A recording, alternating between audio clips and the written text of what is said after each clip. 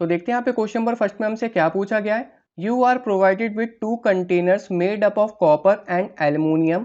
You are also provided with solution of dilute hydrochloric acid, dilute nitric acid, zinc chloride and water. In which of the above container this solution can be kept. तो यहाँ पे हमें 2 container दे रखे हैं। एक तो हमें यहाँ पे किसका कंटेनर दे रखा है, एक हमें यहाँ पे दे रखा है कॉपर का, Cu इसका यहाँ पे फॉर्मूला होता है, और एक हमें यहाँ पे किसका कंटेनर दे रखा है, एल्यूमिनियम का, और Al यहाँ पे क्या होता है, इसका फॉर्मूला होता है। और हमें यहाँ पे 4 सॉल्यूशन दे रखे हैं, और ये 4 सॉल्यूशन किस कंटेनर में रखने वो हमें यहाँ पे बताना है। तो उसी कंटेनर में हमें ये सॉल्यूशन रखने पड़ेंगे जिसमें रिएक्शन ना हो। तो सबसे पहले यहाँ पे हमें क्या दे रखा है, डाइल्यूट हाइड्रोक्लोरिक एसिड दे रखा है। तो ये यहाँ पे कॉपर से रिएक्ट नहीं करेगा, क्योंकि जो हाइड्रोजन है वो यहाँ पे क्या है, ज़्यादा रिएक्टिव है कॉपर से। तो अगर ये यहाँ पे क्या है, हाइड्रोजन कॉपर से ज़्यादा रिएक्टिव हुआ तो कॉपर यहाँ पे हाइड्रोजन को डिस्प्लेस नहीं कर पाएगा, और जब इसको यहाँ पे डिस्प्लेस नहीं करेगा तो कोई भी रिएक्शन नहीं होगी।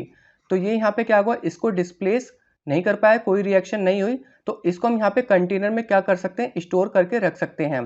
तो यहाँ पे क्या रीजन डालोगे, hydrogen is more reactive than copper, so the reaction does not occur in it, so it can stored in copper container. तो ये आप यहाँ पे लिख सकते हैं। अब मैं यहाँ पे बात कर लेता हूँ, यहाँ पे पहले मैं लिख देता हूँ, it can be stored in copper container. पहले मैं यहाँ पे लिख देता हूँ, आपको पता रहे कि हम इसको स्टोर कर सकते हैं। अब मैं यहाँ पे बात कर लेता हूँ सेकंड, डाइल्यूट निट्रिक एसिड की। तो डाइल्यूट जो निट्रिक एसिड है यहाँ पे HNO3, ये यहाँ पे क्या होगा, रिएक्ट कर जाएगा, और रिएक्ट करने की वजह से इसको हम यहाँ पे कंटेनर में नहीं रखेंगे। क्या करेंगे, इसको हम कंटेनर में नहीं रखेंगे, और मैं यहाँ पे इसकी रिएक्शन भी लिख देता हूँ। इसकी जो यहाँ पे रिएक्शन होगी वो यहाँ पे क्या होगी, HNO3 nitric acid plus copper यहाँ पे क्या बनाएगा, 4 मैंने यहाँ पे इसको बैलेंस करने के लिए लिखा है।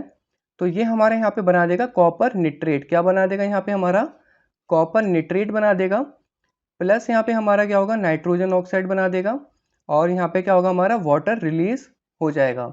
तो मेन जो कंपोनेंट है वो हमारा यहाँ पे क्या है, कॉपर निट्रेट है।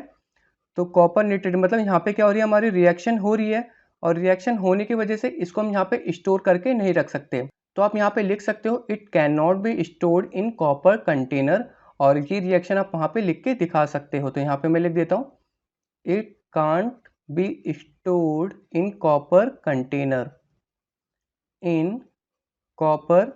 कंटेनर, ठीक है। आप यहाँ पे कॉपर पूरा लिख देना, मैंने यहाँ पे शॉर्ट फॉर्म में लिखा है। अब मैं यहाँ पे बात कर लेता हूँ जिंक क्लोराइड एंड वाटर की। तो जो यहाँ पे जिंक है वो यहाँ पे क्या है, कॉपर से ज़्यादा रिएक्टिव है। तो सेम कंडीशन यहाँ पे पहले वाली होगी। तो यहाँ पे अगर कॉपर से ज़्यादा रिएक्टिव है तो उसको यहाँ पे डिस्प्लेस नहीं कर पाएगा, और डिस्प्लेस नहीं कर पाएगा तो आप वही चीज़ यहाँ पे भी लिख सकते हो, और यहाँ पे ये वाले पॉइंट और लिख सकते हो, it can be stored in copper container. और यहाँ पे जो वाटर है वो भी हम यहाँ पे दोनों ही कंटेनर में स्टोर करके रख सकते हैं, क्योंकि दोनों ही कंटेनर में जो वाटर है वो यहाँ पे क्या होगा, रिएक्ट नहीं करेगा। पर पानी को सबसे बढ़िया यहाँ पे रखने के लिए कॉपर का कंटेनर ही माना जाता है। अब मैं यहाँ पे बात कर लेता हूँ एल्यूमिनियम की। तो एल्यूमिनियम यहाँ पे क्या होगा, डाइल्यूट हाइड्रोक्लोरिक एसिड से रिएक्ट करेगा कि नहीं करेगा वो हम यहाँ पे देख लेते हैं। तो ये यहाँ पे क्या करेगा, रिएक्ट कर जाएगा हाइड्रोक्लोरिक एसिड से, क्योंकि जो हाइड्रोजन है वो यहाँ पे क्या है, लेस रिएक्टिव है, किससे, एल्यूमिनियम से। तो अगर मैं इसको यहाँ पे एल्यूमिनियम से रिएक्ट करवाता हूँ तो यहाँ पे क्या बन जाएगा, हमारा एल्यूमिनियम क्लोराइड बन जाएगा, और हाइड्रोजन जो गैस है वो यहाँ पे क्या होगी, अलग हो जाएगी, जिसकी वजह से हम यहाँ पे इसको एल्यूमिनियम के कंटेनर में नहीं रखेंगे। तो यहाँ पे आप लिख सकते हो, it can't be stored in aluminium container, it can't be stored in aluminium container. क्यों नहीं रख सकते, क्योंकि यहाँ पे रिएक्शन हो रही है, ठीक है। अब मैं यहाँ पे बात कर लेता हूँ किसकी, निट्रिक एसिड की। तो निट्रिक एसिड में यहाँ पे क्या होगा, कोई भी रिएक्शन नहीं होगी।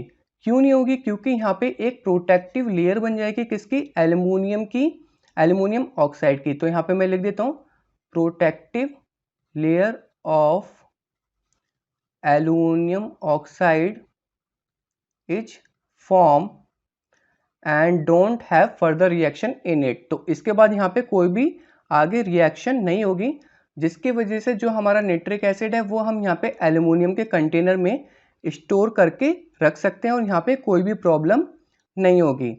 अब मैं यहाँ पे बात कर लेता हूँ जिंक क्लोराइड की। किसकी बात कर लेते हैं यहाँ पे, जिंक क्लोराइड की।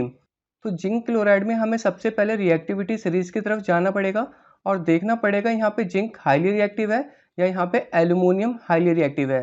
तो आपको यहाँ पे रिएक्टिविटी सीरीज ध्यान से पता होनी चाहिए। और जब आप रिएक्टिविटी सीरीज की तरफ जाओगे तो जो यहाँ पे एल्यूमिनियम है वो यहाँ पे जिंक से हाईली रिएक्टिव होगा। तो इसका मतलब यहाँ पे भी क्या होगा, तो एल्यूमिनियम इसको यहाँ पे क्या करेगा, जिंक को डिस्प्लेस कर देगा और यहाँ पे हमारा क्या बन जाएगा, एल्यूमिनियम क्लोराइड बन जाएगा। और जो जिंक है वो यहाँ पे क्या होगा, अलग हो जाएगा। तो इसमें भी यहाँ पे क्या हो रही है, रिएक्शन हो रही है।